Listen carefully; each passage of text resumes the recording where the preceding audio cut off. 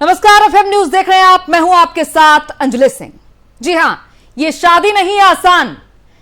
खैर, माता पिता की मर्जी के खिलाफ शादी करना आसान तो पहले भी नहीं था, लेकिन शादी करने वाले जोड़े जिनके लिए आर्य समाज का दरवाजा हमेशा खुला रहता है और अक्सर मां बाप की मर्जी के बिना या फिर घर से भागकर शादी करने वाले जोड़े आर्य समाज से मैरिज सर्टिफिकेट ले लेते हैं। उसके बाद स्पेशल मैरिज एक्ट के तहत शादी रजिस्टर करा लेते हैं। लेकिन आर्य समाज शादियों में स्पेशल मैरिज एक्ट के प्रावधान लागू करने के हाईकोर्ट के फैसले से ऐसी शादियों से पहले पेरेंट्स को नोटिस देकर जवाब मांगना अनिवार्य हो गया था। अब इस पर सुप्रीम कोर्ट ने रोक लगा दी है। दरअसल मध्य प्रदेश में आर्य समाज मंदिर में शादी करने वालों को सुप्रीम कोर्ट से बड़ी राहत मिली है।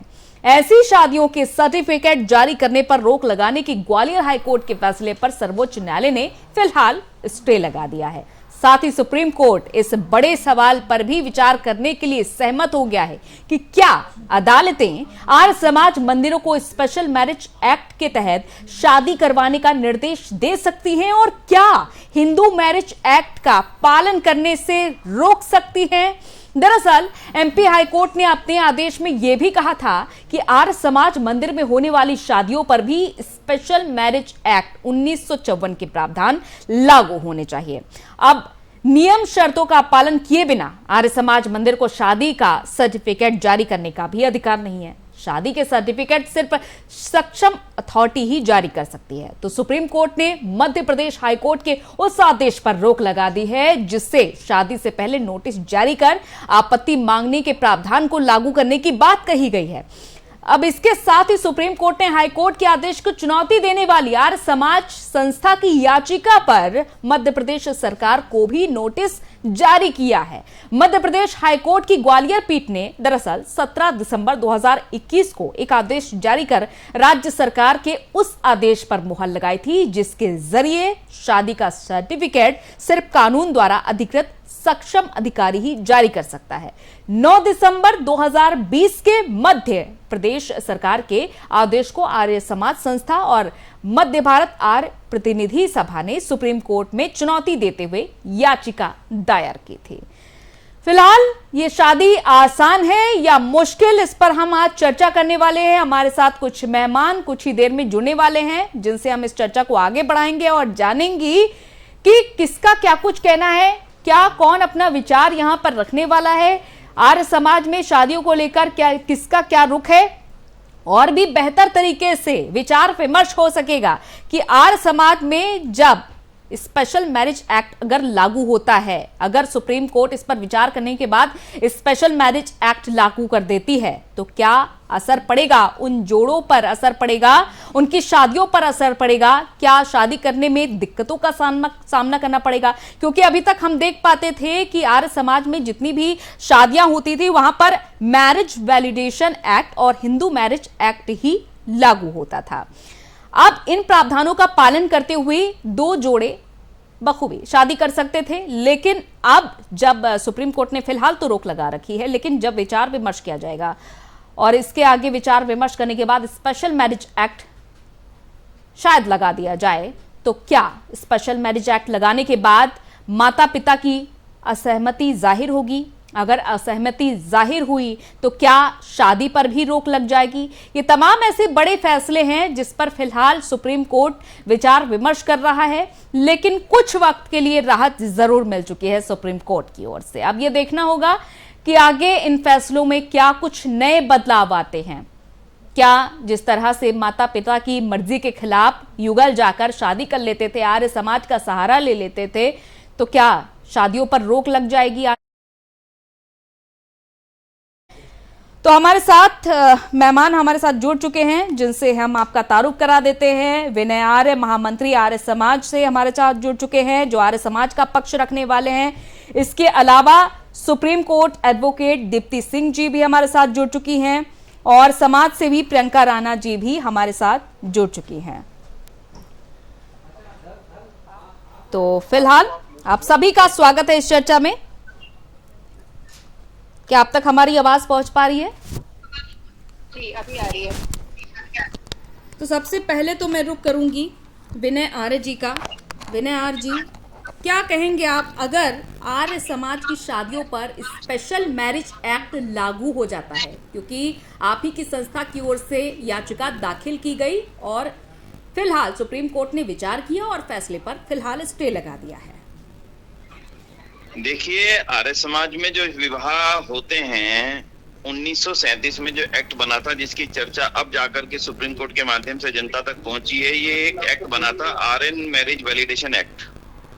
और इसका अर्थ ये था, जब हिंदू मैरिज एक्ट उस समय उपलब्ध था तो फिर इसकी आवश्यकता क्यों पड़ी? क्योंकि आर्य समाज ने जातिवाद के खिलाफ एक आंदोलन चलाया कि हिंदू में जातिवाद की प्रथा नहीं होनी चाहिए, ये हिंदू समाज को कमजोर कर रही है। लेकिन हिंदू मैरिज एक्ट में प्रावधान था कि अगर हिंदू समाज के अलग अलग जातियों के लोग अगर एक मैरिज करते थे तो उनके द्वारा पैदा होने वाली संतान को उनका दाय भाग नहीं मिलता था, यानी उनका भाग नहीं मिल सकता था, यानी उनके विवाह से होने वाली संतान अवैध मानी जाती। ऐसी अवस्था में जातिवाद को तोड़ने का कोई तरीका नहीं रह गया था। मजबूरी में व्यक्ति को वैश्य परिवार में, ब्राह्मण को ब्राह्मण परिवार में ही शादियां करनी पड़ती। लेकिन आर्य समाज का जो आंदोलन था वो इस जाति प्रथा के पूरी तरह से खिलाफ था, लिहाजा नया एक्ट बनाया गया, आर्यन मैरिज वैलिडेशन एक्ट 1937। अब जो विवाह हिंदू मैरिज एक्ट में कवर नहीं होते, जो विवाह आर्यन मैरिज वैलिडेशन एक्ट में कवर नहीं होते, जो सिख मैरिज एक्ट में कवर नहीं होते, जो क्रिश्चियन मैरिज एक्ट में कवर नहीं होते, जो मुस्लिम मैरिज एक्ट में कवर नहीं होते, उनके लिए स्पेशल मैरिज एक्ट है। तो जब ऑलरेडी एक एक्ट बना हुआ है उन लोगों के लिए जो विभिन्न जातियों के हैं, लेकिन दोनों ही जातियां हिंदुओं की हैं, हिंदू जातियों की हैं, तो उनके लिए आर्य समाज वैलिडेशन एक्ट था। तो ये भला स्पेशल मैरिज एक्ट में क्यों जाए, किस लिए जाए? जब ऑलरेडी एक एक्ट है तो किसी भी न्यायाधीश को भारत सरकार द्वारा बनाए गए किसी एक्ट को समाप्त करने का अधिकार नहीं है, और किसी एक्ट में आने वाले व्यक्ति को दूसरे एक्ट में भेजने का कोई उनको अधिकार नहीं था। यही चैलेंज किया है सुप्रीम कोर्ट में हमने। मुझे पूरा विश्वास है जो इस समय आंतरिक हमें जो उन्होंने अंतरिम राहत दी है, लंबी सुनवाई के बाद में इसका एक अच्छा समाधान निकलेगा। और आने वाले समय में मुझे लगता है कि जो नौजवान जाति प्रथा को तोड़ करके, जातिवाद से बाहर निकल करके हिंदू समाज को मजबूत करने के लिए, राष्ट्र को मजबूत करने के लिए, जातियों से जकड़ करके जो हिंदू समाज लगातार कमजोर हुआ है उससे बाहर निकल करके यदि विवाह करके एक नया जीवन जीना चाहेंगे, ये मैरिज एक्ट ये उनका पूरा समर्थन करेगा, सहयोग करेगा। बिल्कुल ठीक है। अब रुक करते हैं दीप्ति सिंह जी का। दीप्ति सिंह जी, सबसे पहले तो हम आपके माध्यम से अपने दर्शकों को बताना चाहेंगे कि हिंदू मैरिज एक्ट जिसके तहत आर्य समाज में शादियां होती हैं और स्पेशल मैरिज एक्ट जो कि लागू होना था, फिलहाल सुप्रीम कोर्ट इस पर विचार कर रहा है। आखिर क्या है, दोनों में डिफरेंसेस क्या है? देखिए, अभी भाई साहब बहुत अच्छे से एक्सप्लेन कर रहे थे, इन्होंने बहुत ही डीपली इस चीज को बताया कि स्पेशल मैरिज एक्ट कहाँ पे लागू होती है और हिंदू मैरिज एक्ट कहाँ पे लागू होती है। जैसे बताया कि 1937 में एक एक्ट पास हुआ जिसके बाद दोनों ही पक्ष अगर हिंदू हैं, तब पहले जाति का बड़ा ध्यान रखा जाता था और एफिडेविट में जाति शब्द भी लिखा जाता था कि आप किस जाति के हैं, तब आपकी शादी रजिस्टर की जाती थी। लेकिन धीरे धीरे समय जैसे जैसे चेंज होता गया और काफी सारे हमारे कानून के अंदर बदलाव आए और निश्चित जाति प्रथा को लेकर काफी आंदोलन चले, तो उसके बाद एक ऐसा प्रोविजन किया गया कि आपके कोई भी जाति के हो दूल्हा दुल्हन, लेकिन अगर वो हिंदू से है, धर्म से बिलोंग करते हैं, तो उसमें सिर्फ और सिर्फ हिंदू मैरिज एक्ट ही लागू होगा। इसके बाद आर्य समाज की जो शादी है, इसको भी समझते हैं कि आर्य समाज मंदिरों में जो शादी हो रही है, जो इन्होंने सर्टिफिकेट्स दिया, ये भी हिंदू मैरिज एक्ट के अंदर ही इनका भी सर्टिफिकेट जाता है। यानी कि दीप्ति, यहाँ पर मैं थोड़ा सा आपको इंटरप्ट करना चाहूंगी कि हिंदू मैरिज एक्ट के तहत दोनों ही पक्षों को हिंदू होना अनिवार्य है। एग्जैक्टली जी, हिंदू होना अनिवार्य है। अगर इसमें से किसी भी एक स्पाउस में से अगर लड़का या लड़की कोई अलग धर्म से है, तो फिर वो स्पेशल मैरिज एक्ट के अंदर वो उनका काम होता है, उनकी शादी को रजिस्टर किया जाता है। और ये ही इनका आर्य समाज शादी के अंदर का जो इन्होंने विरोध किया है, जो मध्य प्रदेश हाईकोर्ट ने कहा कि नहीं, ये स्पेशल मैरिज एक्ट के अंदर आना चाहिए। आर्य समाज के अंदर की जो भी शादियां होती हैं, इसके अंदर जो दलीलें दी गई हैं सुप्रीम कोर्ट में, उसको समझने की जरूरत है। जब भारत में विधायिका है, जब वो कहती है कि हमें किसी भी तरीके से जातिवाद को बढ़ावा नहीं देना है, और स्पेशल मैरिज एक्ट हुआ, हिंदू मैरिज एक्ट है, क्रिश्चियन मैरिज एक्ट है, तो इस सारे मैरिज एक्ट के अंदर साफ साफ क्लियरिटी है कि ये क्यों कहते हैं कि ये वाला मैरिज एक्ट आपके ऊपर लगेगा। आप किसी भी जाति के हैं, लेकिन अगर आपका धर्म हिंदू है, अगर आपका धर्म आर्य समाज वाला है, या आपका धर्म क्रिश्चियन है, तो आपकी शादी में वही एक्ट लगेगा। इस बार जो यहाँ पे ऑब्जेक्शन है, या मध्य प्रदेश हाईकोर्ट का जो ऑर्डर है जिसको चैलेंज किया गया है, वो ये बहुत ही सोचने वाली बात है कि आपको फिर से हमारे देश में जातिवाद का बढ़ावा देने वाला काम क्यों करना है, जब पहले से ही हिंदू धर्म के अंदर आपने क्लियर ये कह दिया 1956 के संशोधन में कि जो दोनों पक्ष हिंदू है तो हिंदू मैरिज एक्ट ही लगना चाहिए। तो स्पेशल मैरिज एक्ट के 3, 4, 5 और 6 की धारा को लगाने की जरूरत नहीं है, और मुझे लगता है कि आगे चलकर भी सुप्रीम कोर्ट अपने बात को लड़ी रहने वाले हैं। दीप्ति जी, अगर स्पेशल मैरिज एक्ट लागू होता है आर्य समाज की शादियों में, तो इससे आसानी आएगी या फिर थोड़ी कठिनाई आ सकती है तमाम उन जोड़ों की? नहीं, इसमें फिर से देखिए ना, जातिवाद को बढ़ावा मिल रहा है, वर्गवाद को बढ़ावा मिल रहा है। आर्य समाज तो बहुत ही क्लियर है अपने शब्दों में कि हम तो हिंदू समाज के हिसाब से शादी करवा रहे हैं। वो सारे रीति रिवाज जो होते हैं हिंदू शादी में, सप्तपदी होता है, उसके बाद जो हमारे यहाँ के बाकी और रिवाज होते हैं, सिंदूरदान वगैरह होता है, ये सारी चीजें हम करवाते हैं, मंगलसूत्र पहनवाते हैं। तो मतलब यहाँ सारे रीति रिवाज का पूरा ध्यान रखा गया, पूरा फॉलो किया गया, तो हिंदू धर्म के अंदर आता है और हिंदू मैरिज एक्ट के अंदर आना चाहिए, और ये कंसीडर्ड भी है। जैसे ही कोई आर्य समाज मंदिर में शादी करके वहां का सर्टिफिकेट लेकर आता है, तो उसकी कोर्ट के अंदर हिंदू मैरिज एक्ट के अंदर बहुत ही आराम से उनका सर्टिफिकेट उनको मिल जाता है, मैरिज सर्टिफिकेट। अभी ये जो नया विवाद उठ के खड़ा हुआ है, उनको ये लगता है कि आर्य समाज में किए जाने वाली शादियों में उसको स्पेशल मैरिज एक्ट के अंदर लगाना चाहिए, विच इज इलॉजिकल। अगर हम लोग ध्यान से देखें, बीच बीच में जितने भी हमारे यहाँ अमेंडमेंट्स होते आए हैं हिंदू मैरिज एक्ट के अंदर या स्पेशल मैरिज एक्ट के अंदर, वो क्लियरली कह रहे हैं आपकी जाति कुछ भी हो सकती है, तो आपकी जाति से हमें कोई लेना देना ही नहीं है। पहले हम मेंशन करते थे कि आप एक पर्टिकुलर, जैसे उन्होंने कहा वैश्य समाज के हैं, क्षत्रिय समाज के हैं, तो वो जाति लिखना पड़ता था। अभी ये नहीं लिखा जाता, अब सीधे सीधे ये लिखा जाता है कि दोनों ही पक्ष हिंदू समाज से हैं और इसलिए वो हिंदू ही मैरिज एक्ट के अंदर आएंगे। तो यही बात लेकर आर्य समाज के जो मैरिज वाले हैं वो वहां पहुंचे हैं और वो अपने एक्ट की बात कर रहे हैं, और वो बिल्कुल सही बात कर रहे हैं। सुप्रीम कोर्ट को उनकी दलील सही समझ में आई है और वो इसलिए स्टे लगा दिया है मध्य प्रदेश के हाई कोर्ट के ऑर्डर पे। जी चलिए, फिलहाल प्रियंका जी का रुख करते हैं। प्रियंका राणा जी, आप क्या पक्ष रखना चाहेंगी विवाह को लेकर? जो शादियां हो रही है, देखिए आर्य समाज में, क्योंकि अपनी मर्जी से कोई भी जो जोड़ा है वो शादी कर सकता है, अगर पेरेंट्स की सहमति नहीं है फिर भी शादी कर सकता है। लेकिन अब अचानक से सरकार का आदेश आता है, जिस सरकार के आदेश को फिलहाल मध्य प्रदेश हाईकोर्ट आगे बढ़ाता है और ये फैसला सुनाता है, लेकिन राहत मिल चुकी है सुप्रीम कोर्ट की ओर से, लेकिन विचार अभी भी किया जा रहा है आगे। और देखिए 21वीं सदी में है, आज लड़कियां और लड़के दोनों ही कंधे से कंधा मिलाकर के आगे बढ़ रहे हैं, लेकिन दुर्भाग्य है कि हम लोग अभी इन्हीं एक्ट में उलझे हैं। हाँ, मैं कहती हूँ स्पेशल मैरिज एक्ट आया है, कुछ चीजों की जो गलत होते हैं उनको सुधारने के लिए आया है, लेकिन मैं यही पूछना चाहूंगी कि पहले जो ओनर किलिंग होती थी, तो क्या वो इसी चीज का नतीजा नहीं थी कि जब पेरेंट्स नहीं मानते थे और लड़का लड़की को समाज स्वीकार नहीं करता था, भरे पंचायत में कहीं फांसी पे लटका दिया जाता था, कहीं उसका लड़की का मर्डर हो जाता था या लड़के का मर्डर हो जाता था। तो आज फिर मुझे लगता है कि कहीं ना कहीं प्यार के जो विरोधी लोग हैं वो इस तरह की चीजें कर रहे हैं। और जातियां तो वैसे भी हमारे देश में, देखिए ये चीज एक बहुत बड़ी आप उसको दुर्भाग्य कह लीजिए या हमारे देश का एक बहुत बड़ा एक कलंक मान लीजिए कि जातियों में अभी भी हमारा देश बटा हुआ है। अभी भी हम लोग जाति समीकरण में लगे रहते हैं और अभी भी ये लोग सोचते हैं कि एक जाति से दूसरी जाति में हम शादी नहीं। अरे भाई, 21वीं सदी में आप रह रहे हैं, लड़कियां आगे बढ़ चुकी हैं, लड़के भी आगे बढ़े, उनकी सोच बदल चुकी है।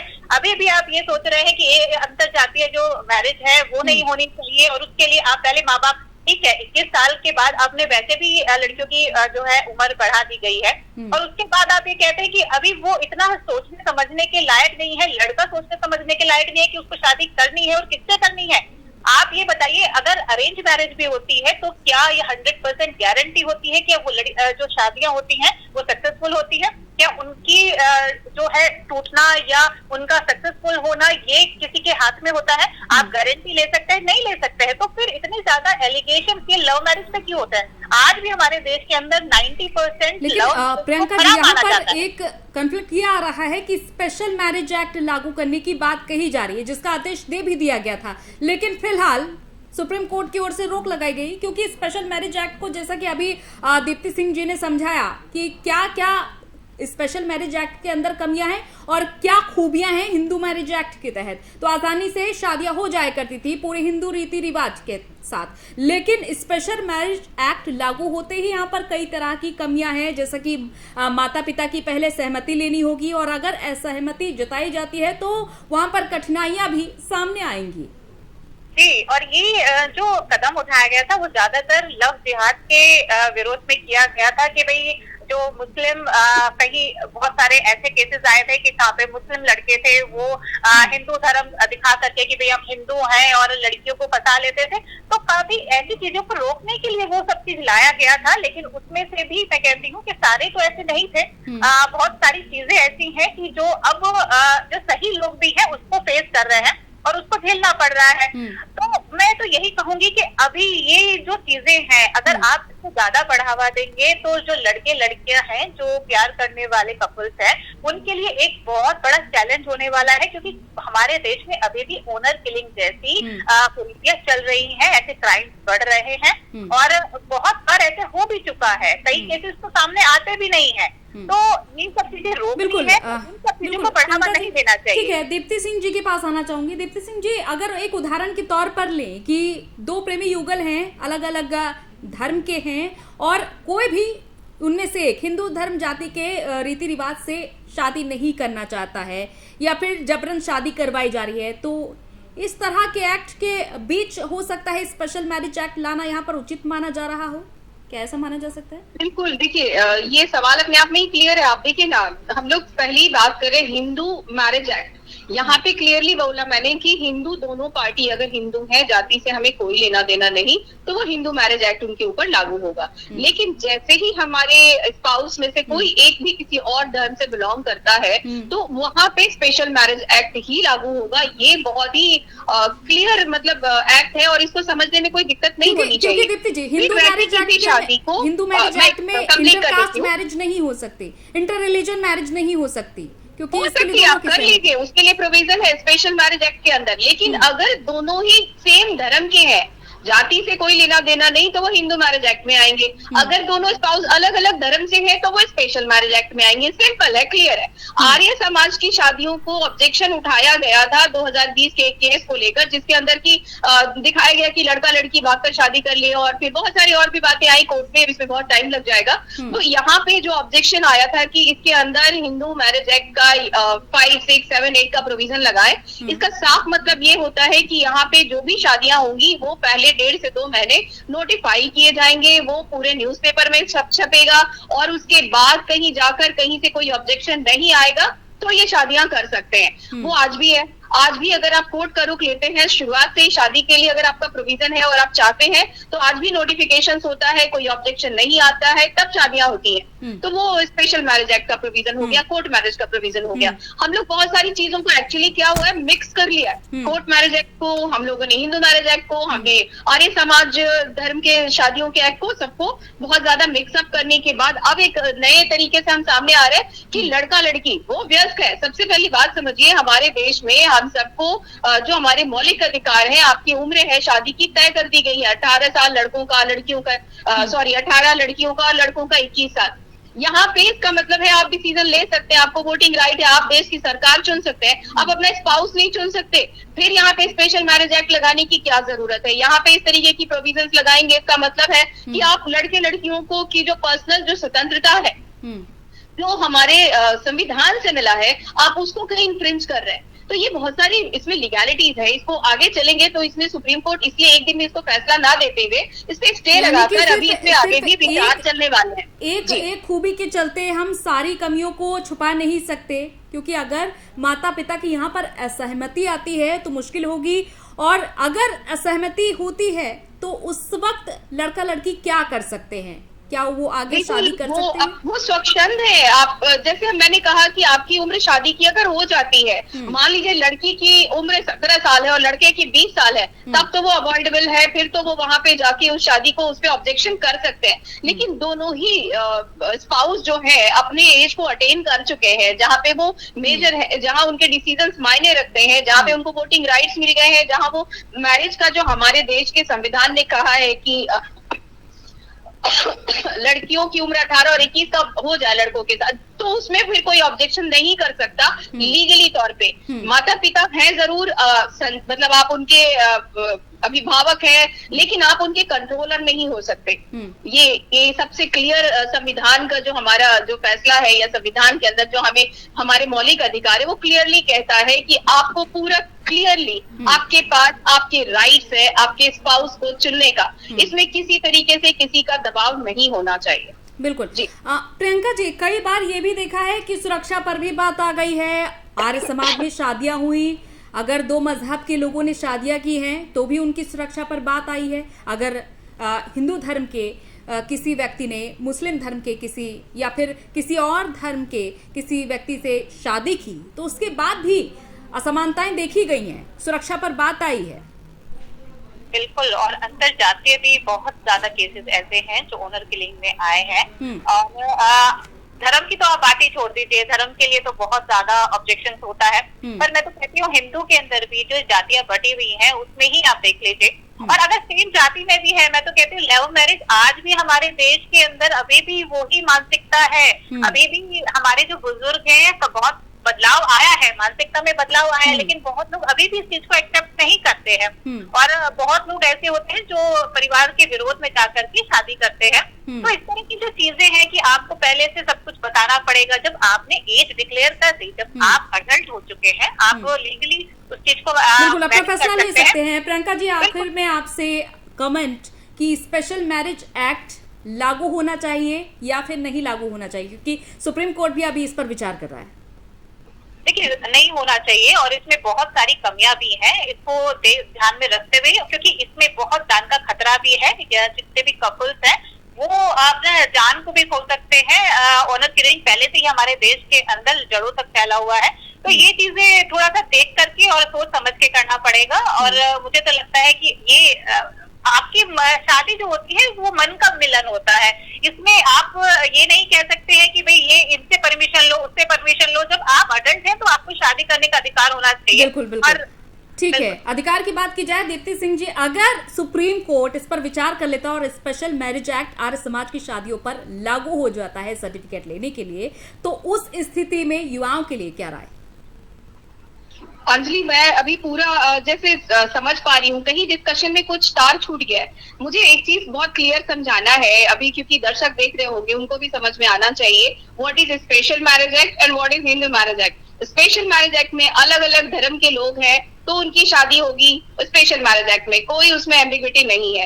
हिंदू धर्म के अंदर बहुत सारी जातियां बटी हुई हैं, लेकिन क्या हुआ है, मध्य प्रदेश के ये आदेश जिसको चैलेंज किया आर्य समाज मंदिर के जो लोग हैं, उनका ये कहना है कि दो हिंदुओं की शादी को स्पेशल मैरिज एक्ट में किस प्रोविजन के अंदर आप लेकर जा रहे हैं, और यही चैलेंज किया गया है। और ये चैलेंज पे हमें बात करनी चाहिए थी। मुझे लगता है कि यहाँ पे जो तार टूटा है, मैं उसको थोड़ा सा जोड़ दे रही हूँ कि स्पेशल मैरिज एक्ट की बात यहाँ पे मध्य प्रदेश के हाईकोर्ट ने किया है, जो कहीं उनसे भी कुछ गलती हुई है और उसको लेके ही चैलेंज किया गया है। और यहाँ चैलेंज ये है कि हिंदू हिंदू की शादी हिंदू मैरिज एक्ट के अंदर होनी चाहिए। आपके सर्टिफिकेट में उसको स्पेशल मैरिज एक्ट करवाने की कोई भी वहाँ पे प्रोविजन है ही नहीं। अब उसके लिए क्या हमें पूरे अमेंडमेंट की जरूरत है हिंदू मैरिज एक्ट की? ऑफकोर्स, यहाँ पे फिर बात और समझने की होगी। फिर एक बार सदन में सत्र बैठेंगे और इसके ऊपर बहुत ज्यादा चर्चाएं चलेंगी। ऑनर किलिंग वगैरह I am not going to talk about. मुझे सिर्फ एक चीज लग रहा है कि फैक्ट्स पे बात करते हैं। वो सेक्शंस है, 2 एक्ट है, जिसके अंदर साफ तौर पे मध्य प्रदेश हाई कोर्ट से कहीं चूक हो गई है और वो चूक को लेकर ही साफ तौर पे चैलेंज किया गया। और वो चैलेंज आज कहीं ना कहीं एक तरह से एक्सेप्ट कर दिया गया है। सुप्रीम कोर्ट ने उसको मना कर दिया है कि जी आप लोग इसको आर्य समाज में हिंदू हिंदू की शादी को स्पेशल मैरिज एक्ट के अंदर फिलहाल ये लागू नहीं करेंगे। जी, चलिए, बहुत बहुत सही हद तक आई थिंक क्लियर कर पाई हूँ इन चीजों को। सुप्रीम कोर्ट का आज का वर्डिक्ट यही है कि इसको आप स्पेशल मैरिज एक्ट के अंदर नहीं ले जाएंगे। आने वाले टाइम पे इसके अंदर आप आइए, अपनी अपनी बात पेश करिए, देखेंगे, फिर समझेंगे, और फिर हो सकता है कि सदन में इस पर चर्चा चलेंगी और एक्ट के अंदर थोड़ी बहुत अमेंडमेंट होंगी, लेकिन कहाँ होगी पता नहीं, प्रोविजन दिखाई नहीं दे रहा मुझे। चलिए, बहुत बहुत शुक्रिया आप दोनों का हमारे साथ जुड़ने के लिए, तमाम बातचीत करने के लिए। तो देखिए, इस तरह के बदलाव फिलहाल उम्मीद है कि हो भी सकते हैं और नहीं भी हो सकते हैं, और बहुत ही सोच समझकर फैसला लिया जाएगा सुप्रीम कोर्ट की तरफ से। तो हमारे साथ मेहमान जुड़े थे और उन्होंने तमाम बातें आपको समझाई, और क्योंकि कई बार ऐसा हो पाता है कि दो लोग जो शादी करना चाहते हैं वकीलों का सहारा लेते हैं और जानकारी नहीं होती है कानूनों की, तो इसको समझना भी बहुत ज्यादा जरूरी था। और अब फिलहाल मध्य प्रदेश सरकार को भी नोटिस जारी किया गया है और हाईकोर्ट के फैसले पर भी फिलहाल सुप्रीम कोर्ट ने स्टे लगाया है। लेकिन सवाल आखिर में यही कि क्या स्पेशल मैरिज एक्ट के तहत जो शादी करने का निर्देश अगर आएगा तो मुश्किलें खड़ी होंगी, और हिंदू मैरिज एक्ट के तहत शादी करना फिलहाल आसान माना जाता है। लेकिन अगर दो धर्म पूरी तरीके से तैयार नहीं है हिंदू रीति रिवाज से शादी करने के लिए, तो क्या उनके लिए स्पेशल मैरिज एक्ट बिल्कुल सही होगा? तो कई तरह के सवाल हैं। फिलहाल इनका जवाब सुप्रीम कोर्ट के ही हाथों में है।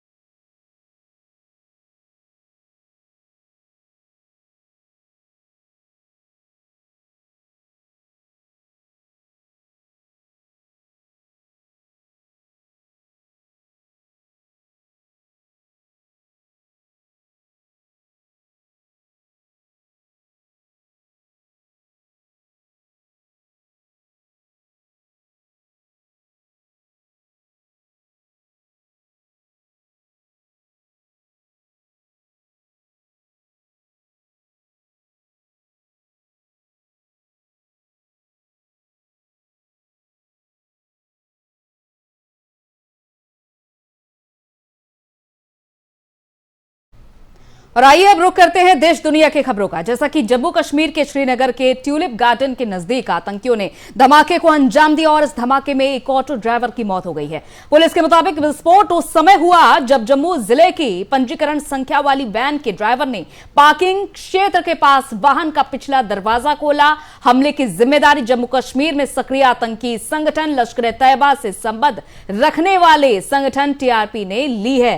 टीआरपी ने कहा है कि हमले में मैग्नेटिक आईईडी का इस्तेमाल किया गया है। बता दें कि हाल ही के दिनों में जम्मू कश्मीर में आतंकी वारदातों में तेजी देखी गई। वहीं सुरक्षा बलों ने आज ही 2 आतंकियों को ढेर कर दिया। जम्मू कश्मीर के पुलवामा जिले के त्राल इलाके में बुधवार को यानी कि आज सुरक्षा बलों के साथ हुई मुठभेड़ में प्रतिबंधित आतंकी संगठनों अंसार गजवतुल हिंद और लश्कर ए तैयबा के 2 आतंकवादी मारे गए। पुलिस के एक अधिकारी ने बताया कि आतंकवादियों की पहचान अंसार गजवतुल हिंद के सफत मुजफ्फर सोफी उर्फ मुआविया और लश्कर के उमर तेली उर्फ तलहा के रूप में हुई है। और इसके पहले 4 अप्रैल को आतंकियों ने 3 हमले को अंजाम दिया था और इन हमलों में सीआरपीएफ का एक जवान शहीद हो गया। बिहार के 2 कामगारों और एक कश्मीरी पंडित सहित 4 लोग घायल हुए।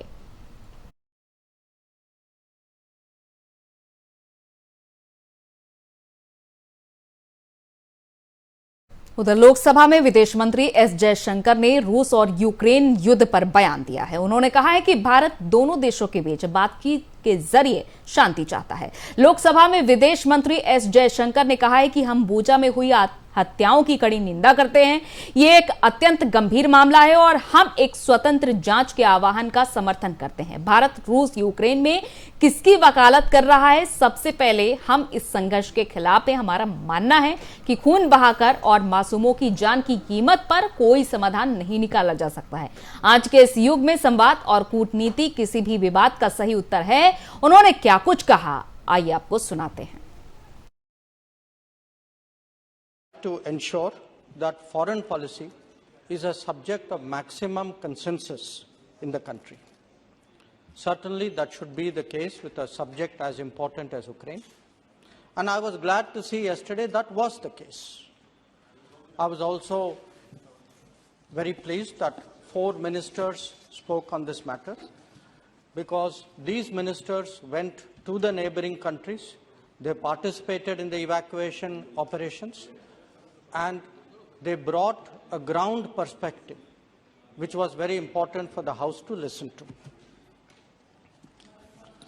Honorable members would all agree that India's approach should be guided by our national beliefs and values, by our national interest, and by a national strategy.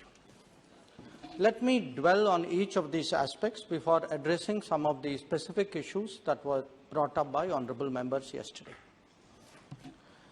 What is India advocating in Ukraine? We are, first and foremost, strongly against the conflict. We believe that no solution can be arrived at by shedding blood and at the cost of innocent lives.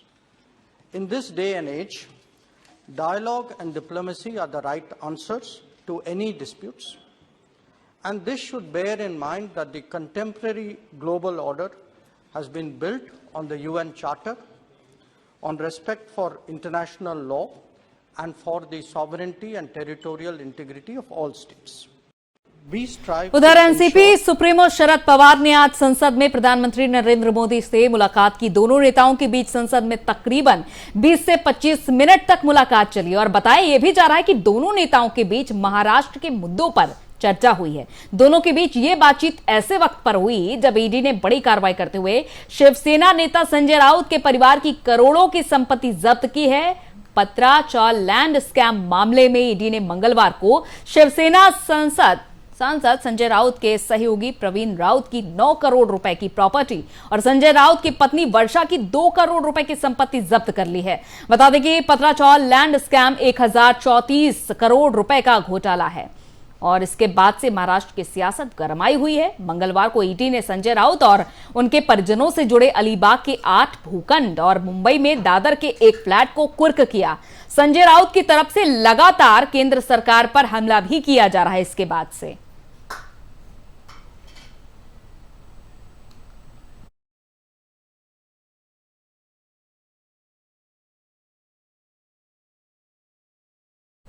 और अपने घर पर ED की छापेमारी के बाद संजय राउत ने पलटवार किया है। शिवसेना नेता संजय राउत ने बीजेपी नेता किरीट सोमैया पर बेहद गंभीर आरोप लगाए हैं। उन्होंने क्या कुछ कहा है ये भी हम आपको सुनाते हैं। 1971 का जो भारत पाकिस्तान का, हिंदुस्तान पाकिस्तान का जो युद्ध हुआ, बांग्लादेश वॉर, जो हमने जीत लिया, पाकिस्तान के टुकड़े टुकड़े कर दिए, उसमें बहुत बड़ा योगदान रहा हमारे नेवी का और ख़ास करके आईएनएस विक्रांत। ये विक्रांत की स्थिति जब खराब हो गई, उसको मेंटेन करना मुश्किल हो गया, तो कुछ लोगों ने मांग की हमारे देश के कि आईएनएस विक्रांत हमारी राष्ट्रीय सुरक्षा का सबसे बड़ा अभिमान है, उसके ऊपर आने वाली हमारी जो पीढ़ियाँ है उनके लिए एक म्यूजियम बनाएंगे कि किस तरह से हम युद्ध लड़े थे और जीते थे। तो युद्धपोत थी, तो लेकिन 200 करोड़ के आसपास उसके लिए जो फंड चाहिए था वो सरकार या केंद्र सरकार दे नहीं सकी। महाराष्ट्र से और पूरे देश भर से उसके लिए मूवमेंट चला। महाराष्ट्र से हमारे सभी पार्टी के नेता दिल्ली में आते थे। उस वक्त के डिफेंस मिनिस्टर एंथोनी हो या प्रधानमंत्री जी हो, सबको मिलते थे। उसमें अर्थात किरीट सोमैया भी थे।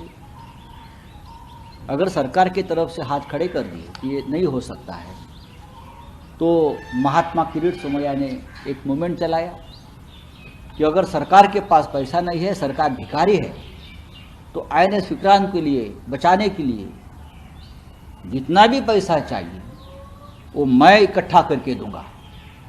200 करोड़ 300 करोड़ के आंकड़े बड़े बड़े लेते थे। उसने महाराष्ट्र की और देश की जनता को आह्वान किया और पूरे महाराष्ट्र में और महाराष्ट्र के बाहर भी अपने वॉलंटियर्स के साथ सेव विक्रांत के टी शर्ट्स और जर्सी डालकर मुंबई के एयरपोर्ट्स, मुंबई के सभी रेलवे स्टेशन, मुंबई के सभी इलाके, वहाँ एक मूवमेंट चलाया पैसा इकट्ठा करने का। लाखों करोड़ों लोगों ने उस वक्त विक्रांत के नाम पर, हिंदुस्तान की स्वाभिमान के नाम पर लाखों करोड़ों रुपए उसमें डाल दिए। मुझे मालूम है कि मुझे कल 4 लोगों ने फ़ोन किया था कि हमने नेवी नगर में, जहाँ नौसेना अधिकारी रहते हैं, चर्चगेट स्टेशन में, चेंबूर में, ऐसे बहुत से इलाके हैं कि हमने उस डिब्बे में जो ये घुमा रहे थे, ये 5-5 हज़ार रुपया, 10-10 हज़ार रुपये की नोटें डाली है देश की। मेरे हिसाब से मेरे पास जो जानकारी है 50 करोड़ से भी ज़्यादा रकम। अब उधर लोकसभा के बाद राज्यसभा में दिल्ली के तीनों नगर निगमों को एक करने वाला बिल दिल्ली नगर निगम विधेयक 2022 ध्वनि मत से पारित हो गया है। इसके साथ ही राजधानी दिल्ली में 3 नगर निगमों को विलय हो जाएगा। और वहीं इस बिल के पास होने पर विपक्ष ने चिंता व्यक्त करते हुए कहा है कि ये दिल्ली निकाय चुनाव प्रक्रिया को लेट करने और दिल्ली के नगर निगम को कमजोर करना है। विधेयक के पास होने के बाद नगर पालिका के वार्डों को फिर से तैयार किया जाएगा और इसके बाद नगर निगम की सीटों को घटाकर 250 किया जाएगा और ये प्रक्रिया में कई महीने भी लग सकते हैं।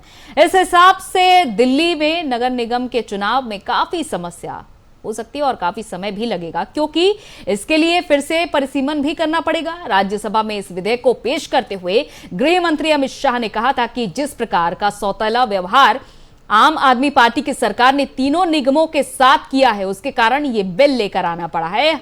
हमसे दुश्मनी हो सकती है, लेकिन दिल्ली की जनता से क्या दुश्मनी है। गृह मंत्री ने कहा कि दिल्ली में तीनों नगर निगम की नीतियां अलग हैं, कार्मिकों में असमानता है, वित्तीय संसाधन और दायित्वों का सही आकलन नहीं हुआ है।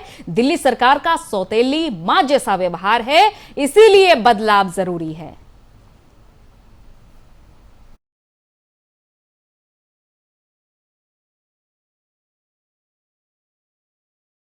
उधर राष्ट्रीय राजधानी दिल्ली के तीनों नगर निगम के एकीकरण संबंधी विधेयक राज्यसभा में पास हो गए और वहीं आम आदमी पार्टी के नेता संजय सिंह ने केंद्र से कहा है कि वो नगर निगम एकीकरण बिल का नाम केजरीवाल फोबिया रख दें।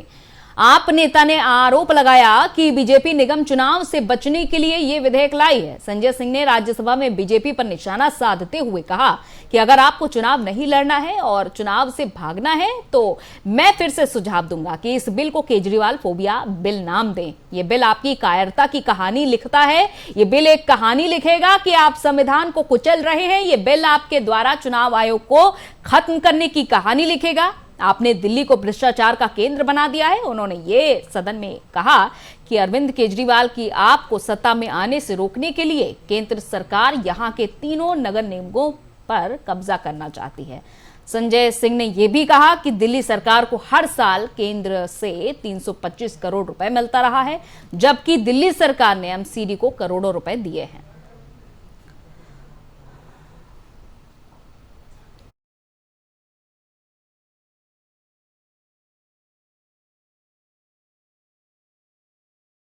और देश के संविधान निर्माता डॉक्टर भीमराव अंबेडकर के जन्म दिवस पर 14 अप्रैल को अब देश भर में सार्वजनिक अवकाश रहेगा। इस बारे में केंद्र सरकार की तरफ से नोटिफिकेशन जारी करते हुए इसकी घोषणा भी की गई। कार्मिक लोक शिकायत और पेंशन मंत्रालय की तरफ से जारी अधिसूचना में यह भी बताया गया कि परक्राम में लिखित अधिनियम 1881 की धारा 25 द्वारा प्रदत्त शक्तियों का प्रयोग करते हुए केंद्र सरकार द्वारा डॉक्टर भीमराव अंबेडकर के जन्म दिवस गुरुवार 14 अप्रैल 2022 को पूरे भारत में अवकाश घोषित करती है।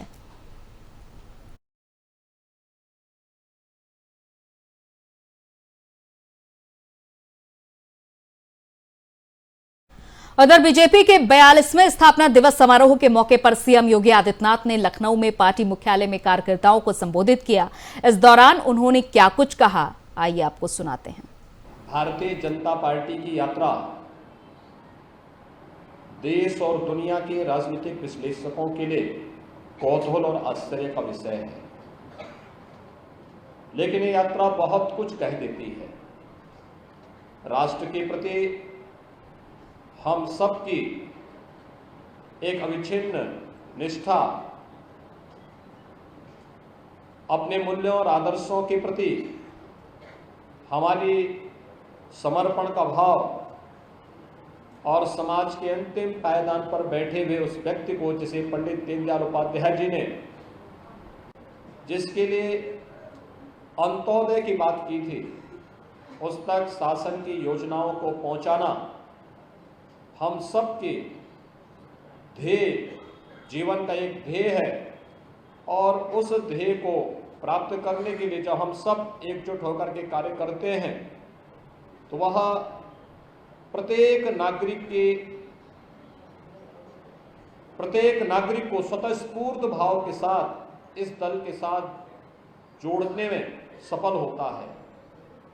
आज भारतीय जनता पार्टी अपने यशस्वी नेतृत्व, प्रधानमंत्री श्री नरेंद्र मोदी जी, राष्ट्रीय अध्यक्ष श्री जेपी नड्डा जी के नेतृत्व में दुनिया के सबसे बड़े राजनीतिक दल के रूप में दुनिया के सामने लोकतंत्र के प्रति आम जनमानस के मन में भी एक आस्था का भाव पैदा कर रही है भारतीय जनता पार्टी।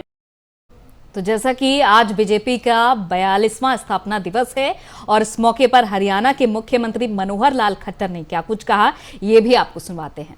आज 42 साल के इस यात्रा में भारतीय जनता पार्टी दुनिया की सबसे बड़ी लोकतांत्रिक पार्टी आज बनी हुई है। करोड़ों इसके सदस्य हैं, लाखों इसके सक्रिय सदस्य हैं, हजारों की संख्या में पदाधिकारी हैं। तो इस नाते से देश में जहां तक शासन की बात है, अधिकांश राज्यों में इस समय भारतीय जनता पार्टी का शासन है, केंद्र में भारतीय जनता पार्टी का शासन है। आदरणीय नरेंद्र मोदी इस समय देश के प्रधानमंत्री हैं। और जैसा बताया कि एक शुचिता के रूप में, यानी राष्ट्रभक्ति का भाव लेकर के हम लोग अपने इस यात्रा को शुरू किए हुए हैं। यह ना परिवारवाद है, न किसी प्रकार का कोई व्यक्तिगत एजेंडा होता है। सत्ता को सेवा का माध्यम बना करके और हम लोग काम कर रहे हैं, चाहे वो केंद्र की सरकार मोदी जी के नेतृत्व में है या जितनी हमारी प्रदेशों में और सरकारें हैं, सब एक ही एजेंडा, अंत्योदय। अंत्योदय कि अंतिम का उदय होना चाहिए। उसमें गरीब है, महिला है, अनुसूचित जाति है, बैकवर्ड क्लास के लोग हैं, जो किसी भी कारण से मुख्य यात्रा में चलने से पिछड़ जाते हैं। प्राकृतिक कारण होते हैं, पारिवारिक कारण होते हैं, कुछ अकस्मात कारण बन जाते हैं। तो ऐसे, और कई बार तो जो शासन करता रहते हैं वो उनके साथ भेदभाव भी करते रहे हैं। तो ऐसे सब चीज़ों को, भेदभाव को ख़त्म करने के लिए, उन लोगों को मुख्य धारा में लाने के लिए हम लोग काम कर रहे हैं। आज उधर हिमाचल प्रदेश में विधानसभा चुनाव के लिए आम आदमी पार्टी शंखनाद करने जा रही है। दिल्ली के सीएम अरविंद केजरीवाल और पंजाब के सीएम भगवंत मान मंडी पहुंच गए। मंडी के कांगनी धार में इनका हेलीकॉप्टर लैंड हुआ। अरविंद केजरीवाल और पंजाब के मुख्यमंत्री भगवंत मान मंडी के विक्टोरिया ब्रिज में रोड शो करने पहुंचे। अरविंद केजरीवाल ने कहा कि इस बार चाबी हिमाचल की जनता के हाथ में है। उन्होंने ये भी कहा कि मुझे राजनीति नहीं आती, स्कूल और अस्पताल बनाने आते हैं। अरविंद केजरीवाल ने यह भी कहा कि पहले पैसा नीचे से ऊपर तक जाता था, अब दिल्ली और पंजाब में ऐसा नहीं होता है, अब हिमाचल की बारी है।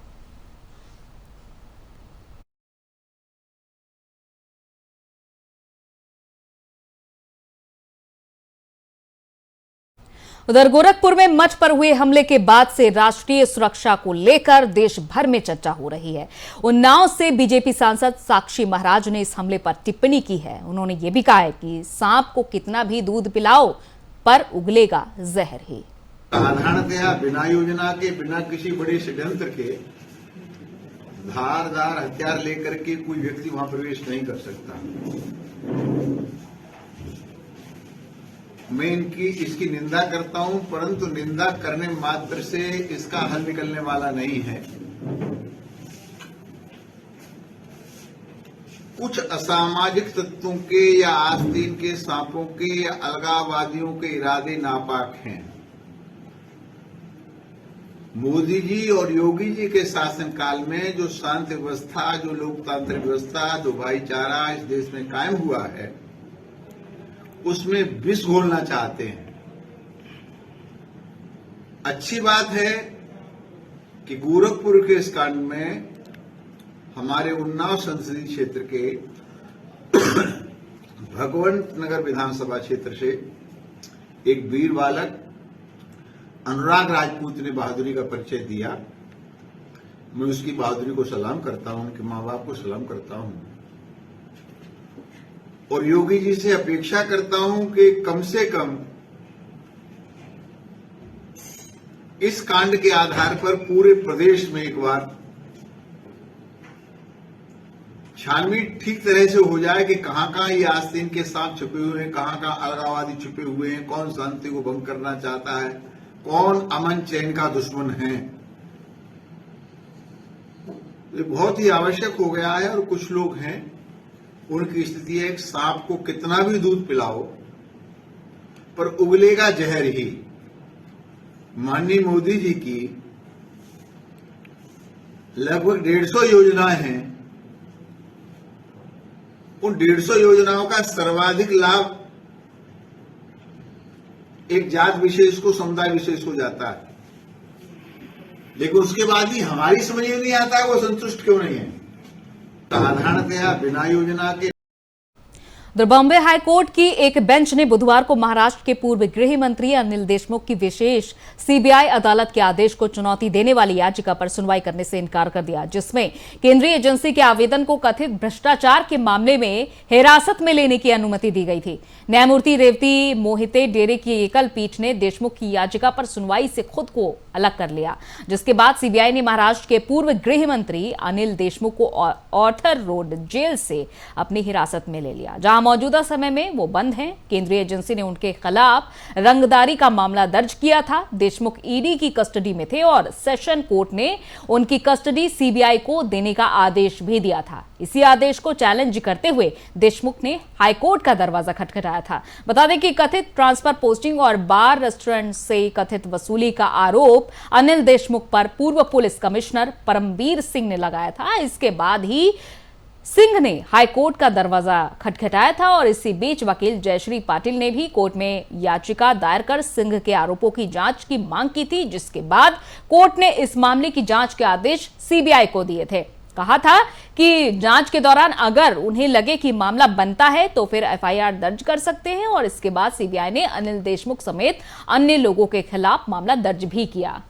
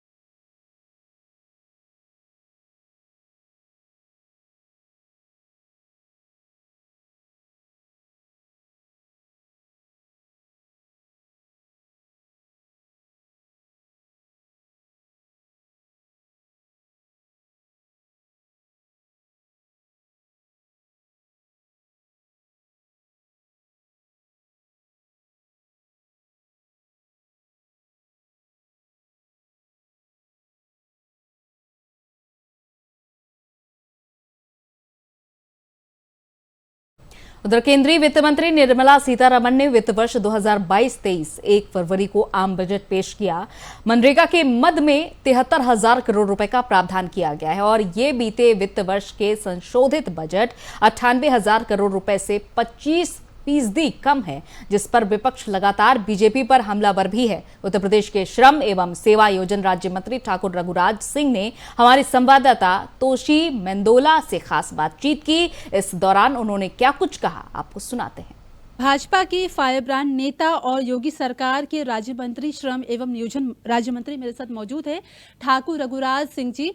सर, मनरेगा को लेकर जिस तरीके से लगातार कटौती हो रही है, विपक्ष भी हमलावर है, श्रमिकों को लेकर जो मजदूरी है, मजदूरों को लेकर भी खासा परेशानी हो रही है, तो ये कटौती का क्या मसला है और क्या आप सोच रहे हैं अभी इसको आगे लेकर?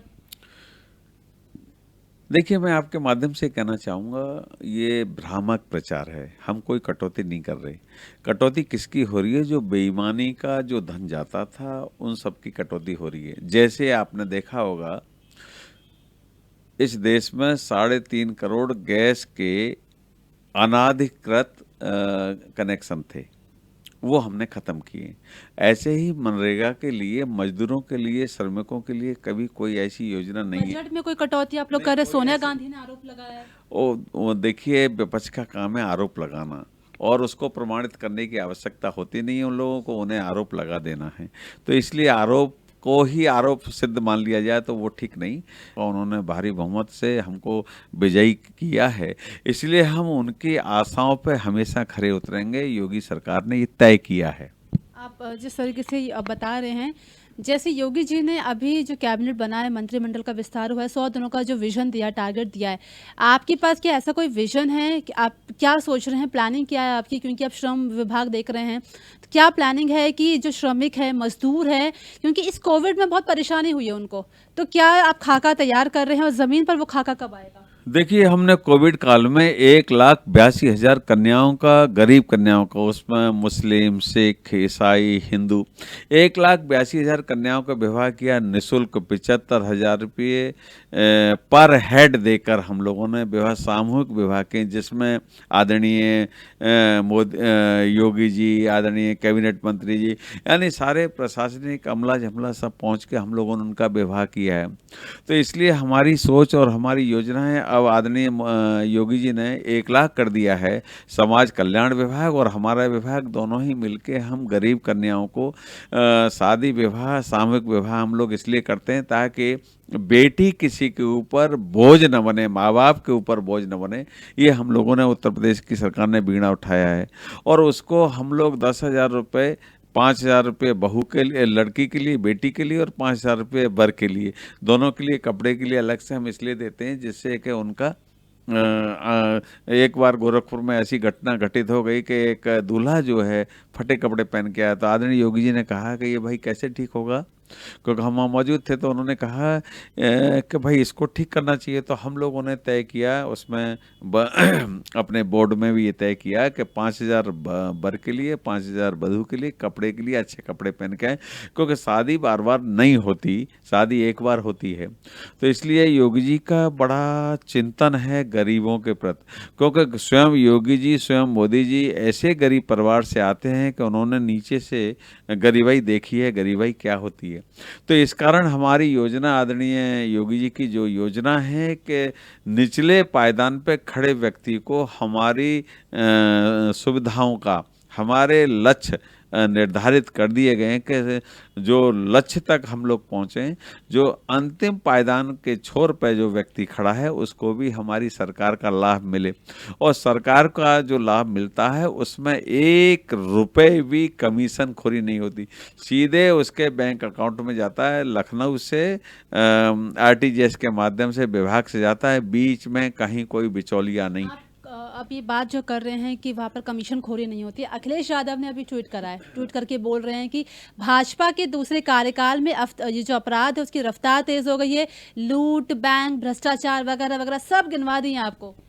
देखिए, आदरणीय अखिलेश जी पे कुछ बचा नहीं है। अब उन्होंने पूरे खानदान, परिवार, सबका जोर लगाने के बाद और उन पे 125 सीट आ पाई हैं, वो सब समझ गए हैं कि अब हमारी स्थिति दयनीय हो गई। उनके लोग भागना शुरू हो गए हैं भारतीय जनता पार्टी को ज्वाइन करने के लिए, क्योंकि अभी गर्भ में बच्चा पैदा नहीं हुआ और उसकी शादी हो गई। वो तो ऐसे हास्यास्पद बयान देने के लिए, वह जैसे राहुल गांधी को पप्पू कहते हैं, वो हमारे उत्तर प्रदेश के पप्पू हो रहे हैं, क्योंकि उनको कुछ ना कुछ कहना है। अब विरोध का कारण ही केवल विरोध करना है। विरोध जो है प्रामाणिक तरीके से किया जाए।